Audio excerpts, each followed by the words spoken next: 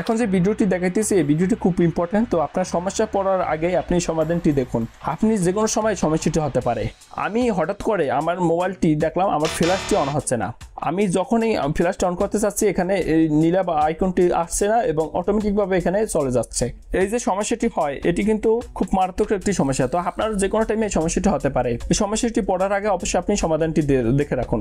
তো আমার এই সমস্যাটি হয়েছিল গতকালকে। তো এই সমস্যাটি সমাধান করার জন্য আমি কি করলাম, আমার মোবাইলটি শুধু আমি অফ করেছিলাম, পাওয়ার বাটন চাপ দিয়ে ধরে রাখছি। এবার এখান থেকে আমি শুধু মোবাইলটি অফ করে তারপর আবার মোবাইলটি অন করছি, অথবা আপনি রিস্টার্টও দিতে পারেন। তো মোবাইলটি অফ করলে সবচেয়ে বেটার হবে। তো মোবাইলটি অফ করার পর যখনই আমি এখানে আবার ফ্ল্যাশটি দিলাম, দেখলাম আমার ফ্ল্যাশটি তখনই জ্বলে উঠছে। তো আপনার যদি এই ফ্ল্যাশটি না জ্বলে থাকে, এভাবে আপনার মোবাইলটি অফ করে তারপর আবার মোবাইলটি অন করুন, দেখবেন আপনার যে ফ্ল্যাশের সমস্যাটি আছে সমস্যাটি সমাধান হয়ে যাবে। খুব সহজে কিন্তু আপনি এই সমস্যাটি সমাধান করতে পারবেন। তো ভিডিওটি ভালো লাগলে অবশ্যই লাইক করবেন, কমেন্ট করবেন এবং চ্যানেলটি সাবস্ক্রাইব করে পাশে থাকবেন।